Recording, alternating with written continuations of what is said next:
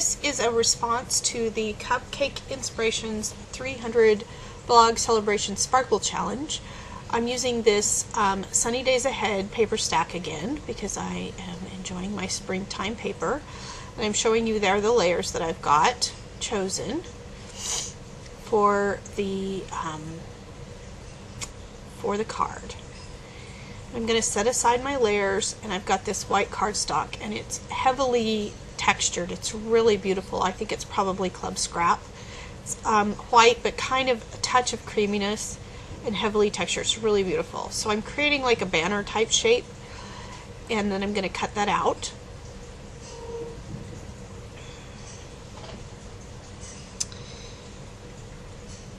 And then I'm going to just put a stencil over it like that.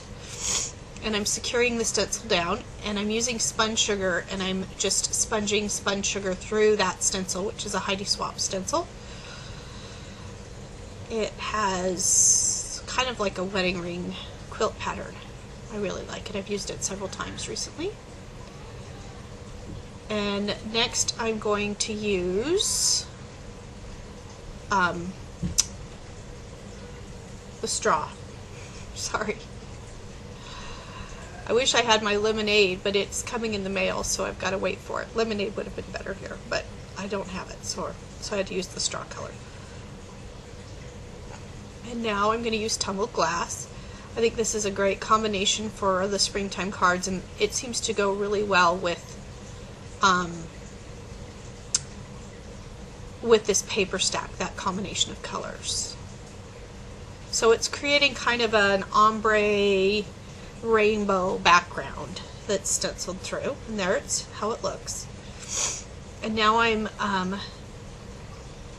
looking at it on the card panel and figuring out how I'm going to take the little chick paper and apply that to it and where I want to position it. And I realize it sort of fades because the background's so busy. I just rub a little tumbled glass on the edges of it, and that helps to define the edges of that pattern paper, which makes it which just makes it look, I think, a little better there. And there's my favorite PVA glue, my favorite paper to paper adhesive. And I'm just positioning that on there. And I'm going to go ahead and take a pair of scissors and trim it off. And I put it a little higher than center. I didn't want it exactly centered. I wanted it a little higher. Okay, so there we go. Now I'm using Versamark, and I've got this stamp. It's a Studio G stamp that I got for 50 cents. And I'm going to stamp it 3 times. The first time I am going to emboss it with this Recollections Antique Blue, just uber shiny, sparkly embossing powder, which is what makes it qualify for the challenge that I'm fulfilling with it. Okay, and then I'm just going to trim it out. Now I'm going to restamp that very same in StazOn Black. And basically I'm making I'm going to layer this up with foam tape, so I need to stamp it 3 times. And there's the image with StazOn Black, and then StazOn Teal Blue, which I think coordinates nicely with the cardstock, but is dark enough that you can really clearly see the images when they're stamped. And so there's the 3. So now I'm trimming it out, and I've speeded this way up to like 4 times, because otherwise you probably just, watch, it's like watching paint dry to watch somebody fussy cut that out. But I'm cutting around that bottom layer, the one where I embossed, and then I'm going to cut the black just inside the inside circle, so I'm taking the scallop off. And I just wanted I wanted you to be able to see the sentiment in black.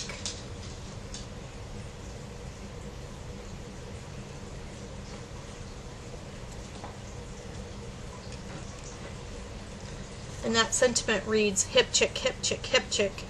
And then the inner scallop with the chick in the center, now I'm cutting that out. So now I'm using foam tape, and I'm layering it 3 times so that it becomes kind of like a paper towel or a layered embellishment.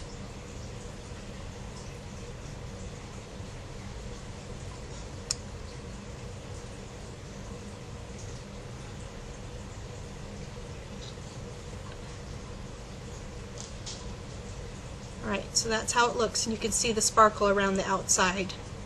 It's very, in real life, it's extremely sparkly because it has a ton of glitter in that embossing powder. It's really beautiful. I've really been enjoying it. I got it last week, and I think I've used it like 4 times since then. Alright, so I've got some twine that I got at the dollar store, some baker's twine, and it's in a light blue, and I want to put some baker's twine on there.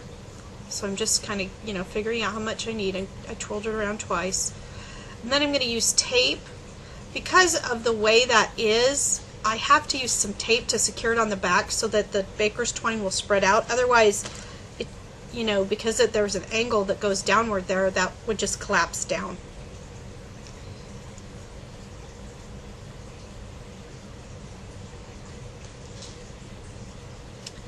So there, I've taped it down, and now I'm just going to tie a knot, just as simple with little tails. And now I'm finally gluing that panel to the gingham, the pretty pale yellow gingham. And I've got a sentiment there that says, Happy Easter, sweetie, and that's also Studio G. And I'm just stamping it in the bottom corner there. I think it gives it a nice little grounding.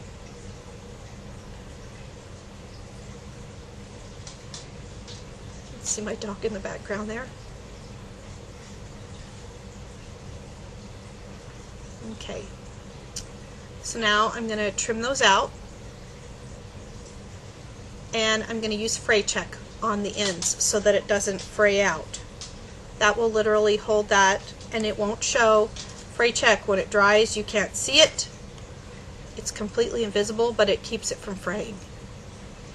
I'm stamping a little chick in the inside 3 times, just because I wanted to put something on the inside of this card. There's the little chick. And then I'm going to go ahead and glue the panel on.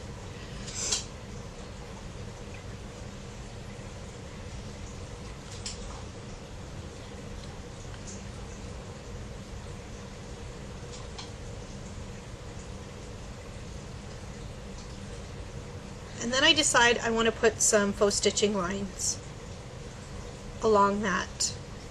So I get my ruler out, because if I don't use a ruler, I get frustrated with how crooked they are. Sometimes I feel it's important, and other times I just write them down and they're crooked.